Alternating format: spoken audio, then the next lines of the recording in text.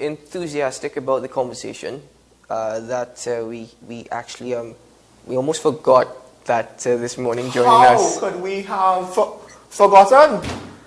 Yes, we did. You have to forgive us because Dr. Faith B. Israel joins us via Zoom this morning. Good morning, Dr. B. Israel. Good morning. Good morning. Listen, I was listening to the conversation too, so I understand how you forgot me.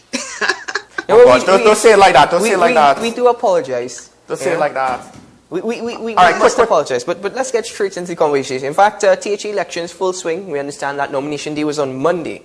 Now, we saw reports circulating, we saw media circulating all over, not just within one political party's camp, but both political parties' camps, in relation to crowding. In the midst of COVID-19, public gatherings are limited to 10. How does the PDP respond to what people would have seen?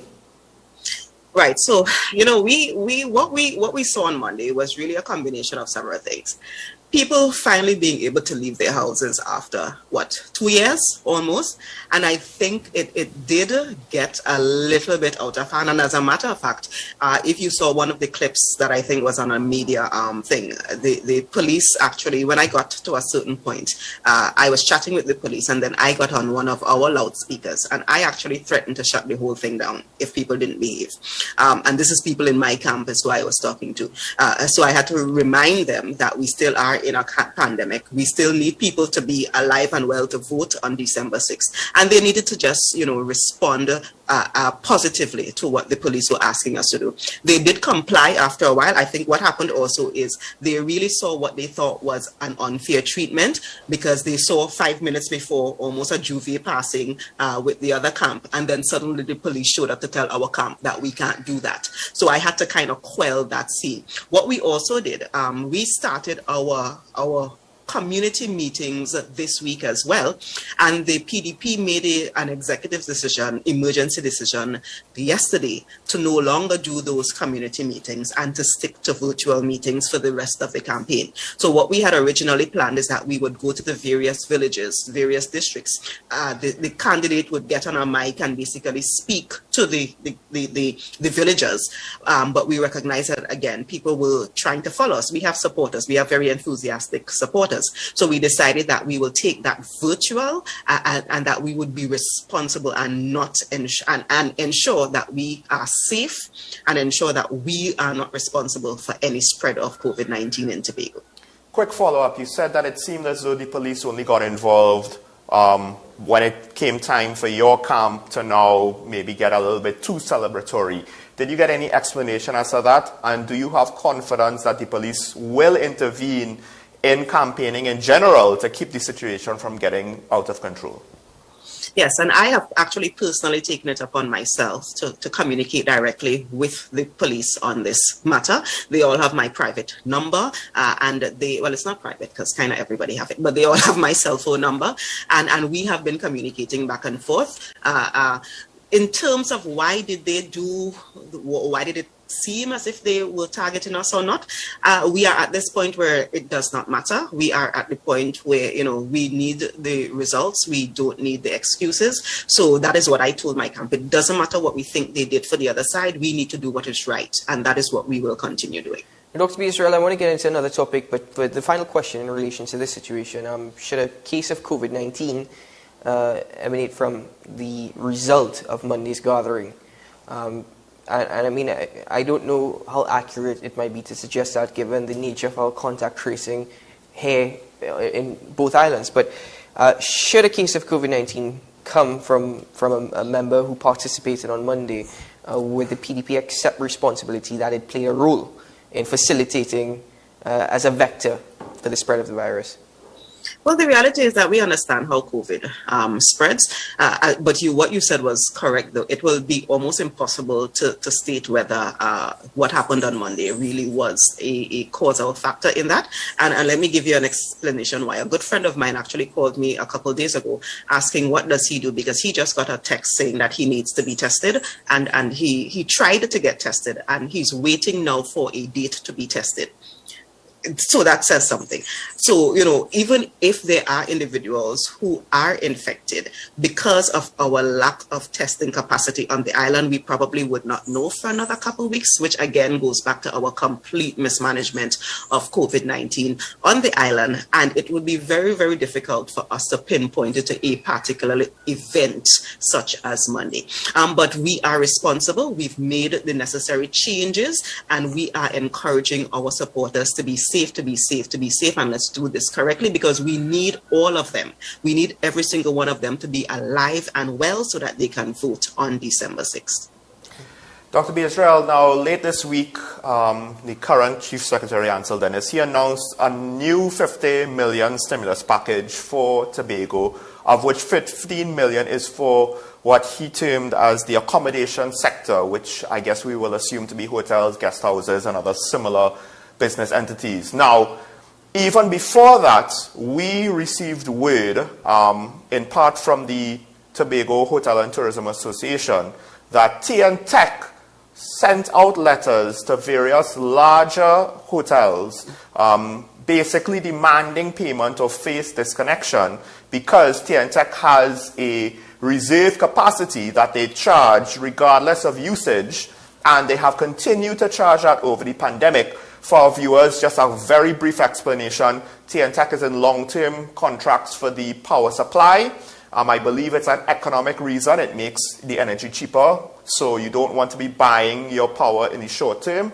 But the fallout is that with COVID, no one in the chain of command, whether from government or from TNTech, seem to have decided to try and figure out the problem, or maybe even acknowledge that it is an issue. So, with that said, 50 million for Tobago, 15 for the accommodation sector.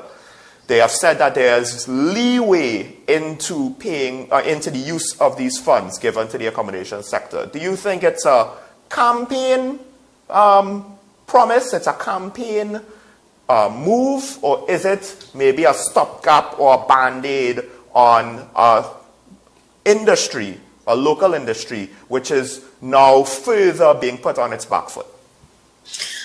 You know what? As a duly elected member of the Tobago House of Assembly, it's ridiculous that I also had to hear this campaign promise, and that is exactly what it is, a campaign promise on the media with everybody else. We have to ask ourselves, the $50 million that we got for the same thing, or I don't know if it's the same thing because we don't have the information, last year, was that money actually distributed? How is this different? Are they really just trying to promise so that people say, let's vote them back? Those are the questions that I am getting on the ground. Those are the questions I'm getting on the ground, because people are very skeptical about whether this is a real thing, or whether it's just a promise to get us to vote you back, or whether it is really just an opportunity for you to give again your friends and family money. Because the question is, and I actually got this question this morning, somebody called me and said, hey, Faith, I understand that they're giving grants for businesses that were closed and that kind of thing. What is the process? And that is where I had to tell them, I don't know what the process is. And I'm not sure that anybody knows what the process is. The devil is in the details. Is this another opportunity to get $50 million into the hands of your friends and family? Again, it is very, very suspect. And that actually came from one of the chamber members as well, who thought, okay, so 2 weeks. We have been dealing with this for the last 2 years. 2 whole years we've been dealing with this, and you are telling me 2 weeks before the election, this is when you are going to come up with this and just drop it like that, after you've been telling us for the last 2 years that you didn't have money? No, well, actually, you raised that issue with respect to the 15 million last year. You said the devil is in the details. Unfortunately, we have very little details, so I'm not sure exactly where he'll be hiding. But the government actually announced a 50 million stimulus last year, of which Ansel Dennis said they spent 30 million to help Tobago. I don't know what happened to the extra 20 million. That was over the course of the last 2 years. It was announced for last year. I am not sure. This was last March. I'm not sure where the other 20 million went, but he gave a breakdown. He said 12 million and 6 million have been spent on food support. So 12 million was spent on food support. I'm wondering if that includes candidates signing blank food cards, if that money falls under that. But 50 million this time around. You are a duly elected member of the THA, as you pointed out. Yes. According to Tobago East MP, this is not unusual because it's just government continuing their policies. And according to Ansel Dennis, it's the THA continuing their policies. Could you please inform us of exactly what policies they're speaking of? Well, I think you would need to call Mr. Dennis on this program to answer that question. He's always welcome. We do not know. If you are clear about how the Tobago House of Assembly functions, the policies that he's talking about are really the things that we should be debating in Assembly legislature. And we have not had an Assembly legislature for this entire year because we were unable to get to a presiding officer to constitute the House. So I don't know what policy he is talking about. He probably knows what he's talking about, and the average Tobagonian does not know what he's talking about. The good thing, though, is that we've seen this happen time and time and time again. Just before election, the month before election, couple of weeks before election, voila, all of your roads suddenly get paved. All of the jobs are coming out. I am understanding that contracts are being given out to fix community projects left, right, and center in the constituencies. Individuals who are candidates who are not even elected members of the assembly are out there giving contracts yesterday and day before yesterday. So, you know, we have to question, really question whether this money will be used accurately, whether it will be used transparently, and whether there will be real accountability for it. And outside of that, it is really just a campaign promise, and it really is just money for your friends and family hoping to win the election because of it. Now, I have to point out a lot of what you said there and the situation with this money. It's all temporary, right? These are just patches. And with regards to the reserve capacity, and if my memory serves correctly, it's not limited to hotels. Now, I know how it works with hotels, but it's not necessarily limited to hotels. It's probably also being incurred by other businesses. And if they have had to shut down, they are basically being hit with a cost that they are not making any revenue to pay. So now we see a situation with, you have this big airport investment coming down the line. The hotels are under pressure in this situation.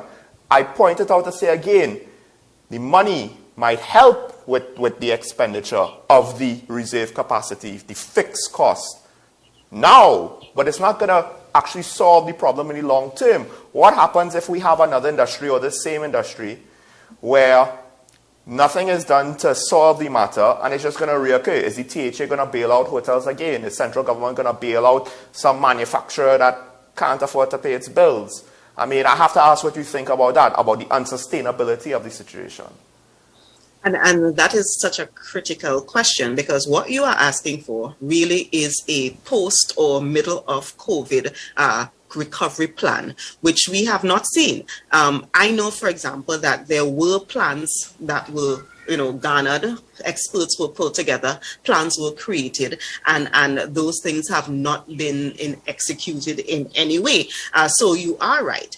Are we going to just give money, or are we going to bail out individuals? Because that is necessary. Don't get me wrong. Bailing out is absolutely necessary. But when we do it, it needs to be part of a larger plan where we know we only need to bail out this one time or another time possibly, but because we've put these other things in place, it will not be necessary in the future. And that is what we are not seeing happening with this current Tobago House of Assembly. The reality is, though, that December 6th is a little over 2 weeks away, and the Progressive Democratic Patriots is the organization that has a lot of these things already thought of, already worked out, because we have been working with our economists and so forth to figure out what's the best way to do this. And all we are asking for is the opportunity to show that we can do this differently, to show that we can do it better. Dr. Beazer, we have about 2 minutes left on the program, but this 50 million for, part of it, at least 30 million is going towards tourism. At least 30 million is going towards tourism. In your position within the THA, we speak about accountability, and I don't know if you can give us some insight as to whether or not you guys are privy to some level of accountability, or if it's just a political narrative again taking place within those halls. Because 32 million, roughly 32 million was spent in 2015 on the Manta Lodge in Speyside, and was also spent on a sanctuary in Blackrock. Right, so I'd love to know whether or not you are aware whether part of the money allocated last year, the 50 million, or, as you said, the devil is in the details for this 50 million allocation, whether or not we can see that being put towards refurbishing 32 million spent on hotels that 6 years later, yes, we're in a pandemic, but has seen no profitability at all. Don't forget Magdalena. Yeah, no profitability. Yeah. In fact, they didn't even bother to try and refurbish it to use it as when they were coming in, people had to quarantine, so they weren't using it as quarantine. So, can you give us some insight? But when you look at the condition of those buildings, those buildings require full, almost knock-down, start-over kind of thing. And the conditions it's not a simple refurbishment that's needed.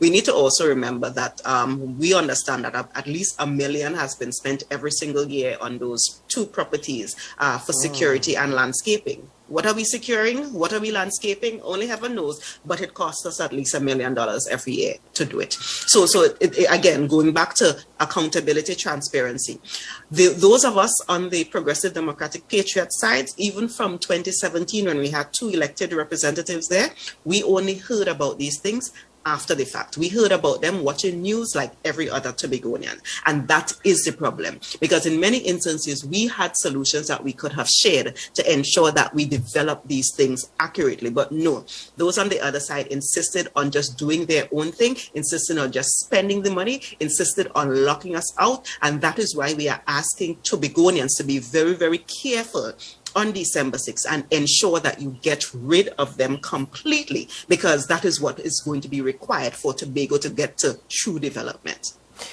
Dr. Faith Beerswell, thank you very much for joining us this morning on the program. We wish you all the very best. Stay safe, keep well, and no crowding, please. Thank you very much. Thank you, Dr. Beerswell. We have to break for news on the hour, but I leave you with this question. Public gatherings are limited to 10 people. What's the definition of a public gathering? Somebody, please answer that question for me. After this, we open up the phone lines. You're watching Talking Points on the Content Capital.